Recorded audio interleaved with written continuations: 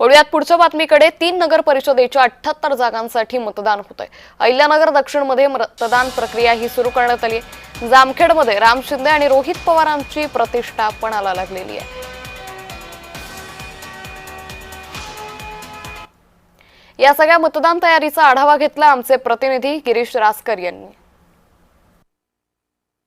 राज्यात नगरपालिका नगर परिषदेच्या सार्वत्रिक निवडणुकीला सुरुवात झालेली आहे। आज सकाळपासूनच मतदारांनी जे आहे मतदान केंद्रांवर गर्दी केल्याचं पाहायला मिळतं। अहिल्यानगर जिल्ह्यामध्ये जे आहे एकूण 3 नगर परिषदेच्या निवडणुका आहेत। यापैकी 78 जागांसाठी या निवडणुका होत आहे। तर 96,966 मतदार जे आहेत ते आज आपलं मतदानाचा हक्क जे आहे बजावणार आहे। तब्बल 114 मतदान केंद्रावर जे आहे ते मतदार करणार आहेत। आपण सध्या पाहू शकतो की मतदार जे आहेत मतदान केंद्रांवर उपस्थित झालेले आहेत। मतदानाला सुरुवात झालेली आहे। सकाळपासूनच मतदारांनी जे आहे मतदानासाठी गर्दी केल्याचं पाहायला मिळतं। एकंदरीतच मतदार आज मतदान केल्यानंतर कोणाच्या पारड्यामध्ये कौल टाकतात हे पाहणं महत्त्वाचं ठरणार आहे।